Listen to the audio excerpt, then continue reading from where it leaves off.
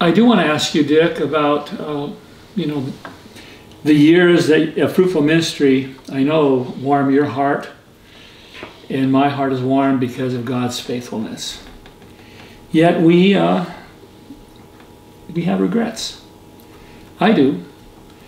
And God has forgiven those kinds of things, but yet there are lessons to be drawn from our lives as we look back. I just wonder if, in general, you have some wisdom for us about how you might have done things differently. You mentioned the family. I don't know if there's other areas, but what kind of wisdom might you leave for another generation for things to avoid? Well, I think that the biggest enemy that we have is self. Mm-hmm. So we often inject ourselves into everything.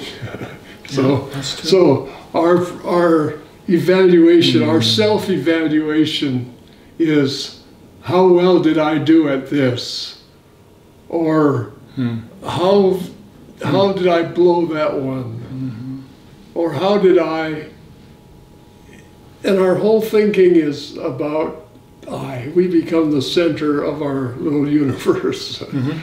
And as a consequence, we start injecting ourself and our ideas and our priorities and our preferences into the things we pass on to other people. And so we evaluate how well they're doing by how well they're conforming to our preferences. Mm-hmm.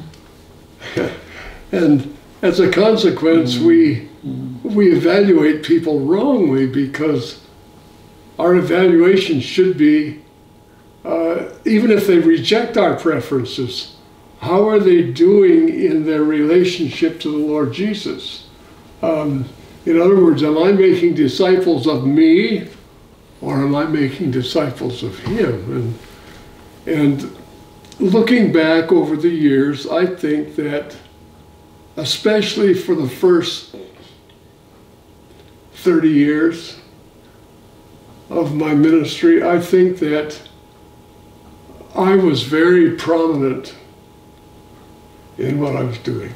And I think that much of my disappointment was in people, was that they didn't come up to my estimation